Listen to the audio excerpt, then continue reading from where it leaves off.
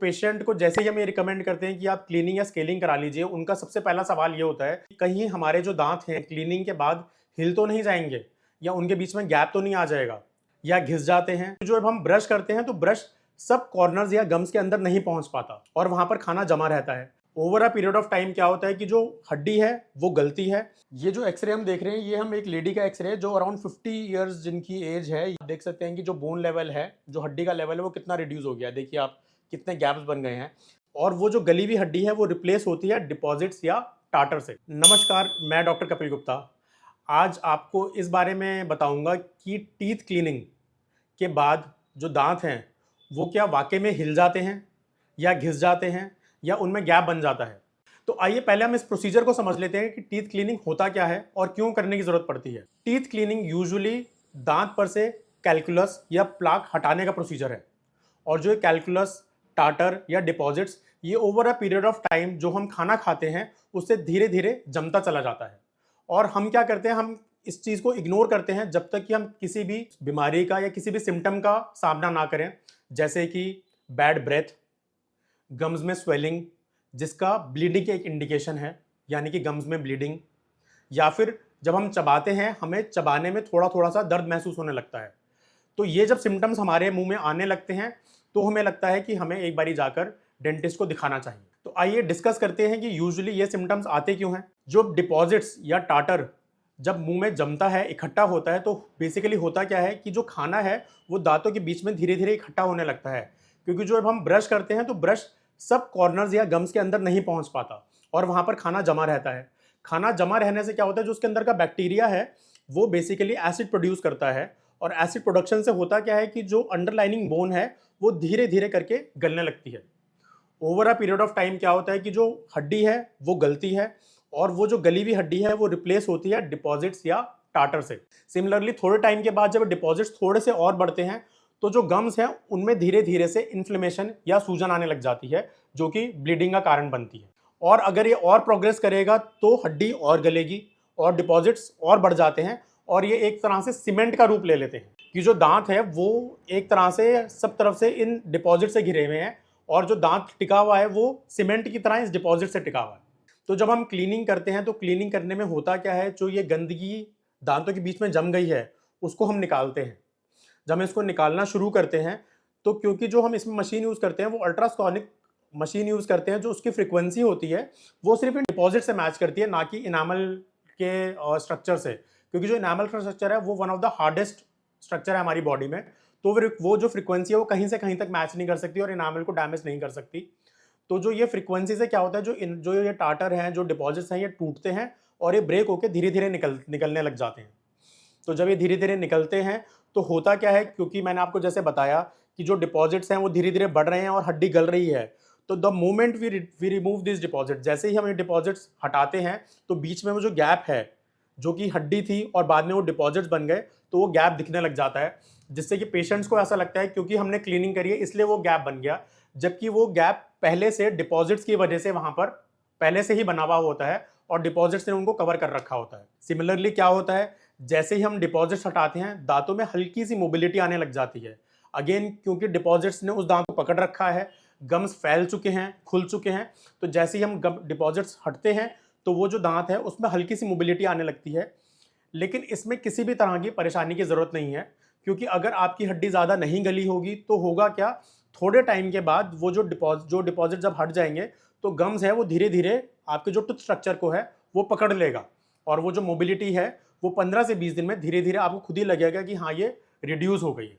दूसरी बात हम करते हैं कि लोग कहते हैं कि हमने स्केलिंग कराई और हमें सेंसिटिविटी शुरू हो गई। किसी किसी को बहुत ज़्यादा सेंसिटिविटी होती है, किसी किसी को कम सेंसिटिविटी होती है।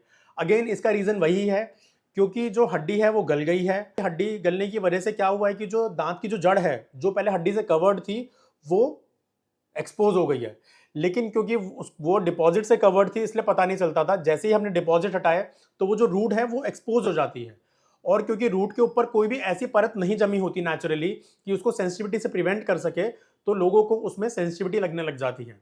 तो इस केस में हम यूजुअली लोगों को एंटी सेंसिटिव टूथपेस्ट प्रिवेंट करते हैं जब तक कि मसूड़ा उसको पकड़ नहीं लेता है। तीसरा, अगर हम बात करें गैप्स की कि लोगों को गैप महसूस होता है, तो अगेन जैसे मैंने आपको बताया कि डिपॉजिट्स बीच में बन जाते हैं और कुछ लोगों में पहले से ही दांतों के बीच में जो 2 दांत हैं या 3 दांत हैं उनके बीच में गैप्स बने होते हैं। Over a period of time क्या होता है, उन गैप्स के बीच में भी डिपॉजिट बन जाता है। तो जब हम स्केलिंग करते हैं वो डिपॉजिट हटते हैं, तो अगेन लोगों को ऊपर भी दांत में गैप दिखने लग जाता है, अपार्ट फ्रॉम जो गम्स के अंदर का गैप है। उसके अलावा जो दांत के ऊपर का गैप है वो भी दिखने लग जाता है। आइए हम एक बार देख लेते हैं कि जो नॉर्मल जो पेशेंट्स हैं जो टाइम टू टाइम स्केलिंग या क्लीनिंग कराते रहते हैं, उनका यूजुअली अगर हम माउथ का एक्सरे लेते हैं तो किस तरह से निकलता है। तो आप देख सकते हैं कि इनमें जो बोन क्वालिटी और क्वांटिटी है वो आप देखेंगे तो दांतों के लेवल तक है सब में। अगर आप देखेंगे तो सब में जो है जो बोन जो है वो पूरी दांतों के बिल्कुल जो बीच में जगह है वहां तक आई हुई है। तो ऐसे पेशेंट्स अगर हमारे पास ऐसे पेशेंट्स में खाली क्या होता है, जो ब्लीडिंग है वही ज़्यादा से ज़्यादा कंप्लेन होती है, और ब्लीडिंग के लिए जैसे हम स्केलिंग की एक सिटिंग करते हैं तो ब्लीडिंग भी खत्म हो जाती है और जो सूजन है वो भी खत्म हो जाती है, और ऐसे पेशेंट्स में कोई सेंसिटिविटी की भी कंप्लेन नहीं आती है। ये जो एक्सरे हम देख रहे हैं ये हम एक लेडी का एक्सरे है जो अराउंड 50 ईयर्स जिनकी एज है। ये हमारे पास पेशेंट आई थी, इनकी कंप्लेन क्या थी, इनसे खाना जो है वो चबाया नहीं जा रहा। तो आप देख सकते हैं कि जब हमने इनका एक्सरे लिया तो एज कम्पेयर टू जो नॉर्मल एक्सरे जो मैंने आपको पहले दिखाया, आप देख सकते हैं कि जो बोन लेवल है, जो हड्डी का लेवल है वो कितना रिड्यूस हो गया है। देखिए आप कितने गैप्स बन गए हैं। ऊपर की अगर हम बात करें तो हड्डी का लेवल इतना ज़्यादा रिड्यूस हो चुका है, यूजुअली यहाँ तक या यहाँ तक हड्डी का लेवल होना चाहिए, ये रिड्यूस हो गया ऑलमोस्ट। जो दांत है सिर्फ 1/3 1/3 ही बोन के अंदर है। तो इसमें पेशेंट का अगर हम देखते हैं तो दांत काफ़ी ज़्यादा हिल रहे होते हैं। ऐसे पेशेंट्स में हमें टीथ क्लीनिंग के बाद सर्जरी रिकमेंडेड रहती है, जो मैंने आपको बताया कि जो फ्लैप सर्जरी है वो रिकमेंडेड रहती है ऐसे पेशेंट्स में। तो आप जो है वो ऐसी स्टेज तक ना पहुँचें कि इतनी हड्डी आपकी गल जाए, ऐसी स्टेज तक ना पहुँचें, तो मैं यही रिकमेंड करूँगा कि टाइम टू टाइम जो है वो आप क्लीनिंग करवाते रहें। यूजुअली रिकमेंडेड तो हर 6 मंथ्स में होती है, बट साल में एक बार ज़रूर कराना रिकमेंडेड है। अगर हम रिकवरी टाइम की बात करें कि रिकवरी टाइम स्केलिंग के बाद क्या रहता है, तो अगेन वो इंडिविजुअल टू इंडिविजुअल डिपेंड करता है, और डिपेंड करता है कि पेशेंट किस स्टेज पर हमारे पास आया है। अगर पेशेंट खाली ब्लीडिंग ऑफ गम्स की कंप्लेन से आया है तो यूजुअली पेशेंट्स को ज़्यादा सेंसिटिविटी नहीं होती, क्योंकि उस केस में हड्डी ज़्यादा गली नहीं होती, और इनका जो रिकवरी टाइम है अगर सेंसिटिविटी हो भी जाए तो यूजुअली हफ्ते से 10 दिन में सेंसिटिविटी बिल्कुल ठीक हो जाती है। अगर पेशेंट के मुंह में थोड़ी सी मोबिलिटी आ गई है तो ऐसे केसेस में देखा गया है कि सेंसिटिविटी भी एकम्पनी करती है। तो इस केस में यूजुअली 15-20 दिन से लेकर महीने भर तक का रिकवरी टाइम होता है, क्योंकि पेशेंट एंटी सेंसिटिव टूथपेस्ट ले रहे होते हैं, तो यूजुअली उनको उस दौरान भी कोई डिस्कम्फर्ट नहीं होता है।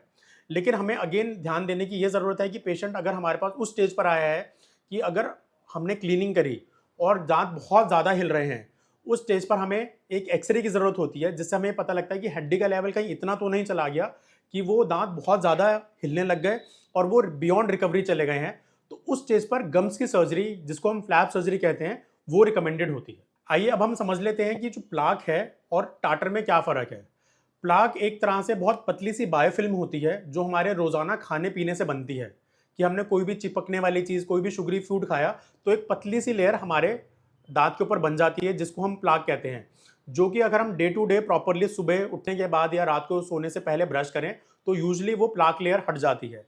बट अगर ये प्लाक लेयर लंबे समय तक जमी रहे, यानी कि अगर जो टूथब्रश है उसके पार्ट्स ऐसी जगह पे ना पहुंच पाए जहां प्लाक की जो लेयर है वो लंबे समय तक जमी रहती है, तो ये टाटर यानी हार्ड डिपॉजिट, जिसको हम कैलकुलस कहते हैं, उसका वो रूप ले लेती है, जो कि फिर आपके डे टू डे ब्रशिंग से हटती नहीं है। यूजुअली जब हम क्लीनिंग कंप्लीट करते हैं तो उसके बाद पॉलिशिंग रिकमेंडेड रहती है।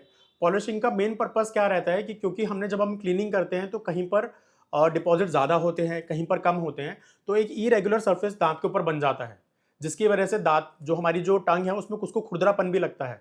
तो पॉलिशिंग से 2 एडवांटेजेस होते हैं। एक तो जब हम पॉलिशिंग करते हैं तो एक तरह का ग्लॉसी लेयर बन जाती है, जिससे जो डिपॉजिट्स हैं वो देर में जमा होते हैं। एक स्मूथ लेयर पर डिपॉजिट्स देर में जमा होते हैं। दूसरा, हमें अंदर से भी जो हमारी टंग है उसको भी खुरदरापन महसूस नहीं होता। अगर पेशेंट को सेंसिटिविटी बहुत ज़्यादा है तो हम फ्लोराइड एप्लीकेशन भी रिकमेंड करते हैं। हम ये जो है फ्लोराइड एप्लीकेशन यूजुअली 1 से 2 दिन के बाद देखते हैं। अगर पेशेंट हमारे पास इस कंप्लेन से आते हैं कि हमें बहुत सीवियर सेंसिटिविटी बनी हुई है और टूथपेस्ट से भी नहीं ठीक हो रही है, तो हम फ्लोराइड एप्लीकेशन रिकमेंड करते हैं। ये यूजुअली 2 से 3 मिनट का प्रोसेस रहता है और चेयर साइड होता है। तो प्रोफेशनली हम फ्लोराइड मुंह पर पेंट की तरह सब दांतों पर अप्लाई कर देते हैं, जिससे कि पेशेंट को इमीडिएटली 1 से 2 घंटे में सेंसिटिविटी काफ़ी कम महसूस होने लग जाती है। तो इस पूरे वीडियो की बॉटम लाइन ये है कि जो टीथ क्लीनिंग है वो एक बचाव है, एक प्रिवेंशन है, ना कि डर। तो इस डर को आपको अपने अंदर से निकालना होगा। तो इस वीडियो में होपफुली मैंने आपके सारे जो आपकी क्वेरीज हैं उनका आंसर दे दिया होगा। अगर फिर भी आपके दिमाग में कोई भी क्वेरीज हैं, कोई भी क्वेश्चन है, तो प्लीज़ कमेंट सेक्शन में आप लिखिए, हम उसका आंसर तुरंत से तुरंत करें।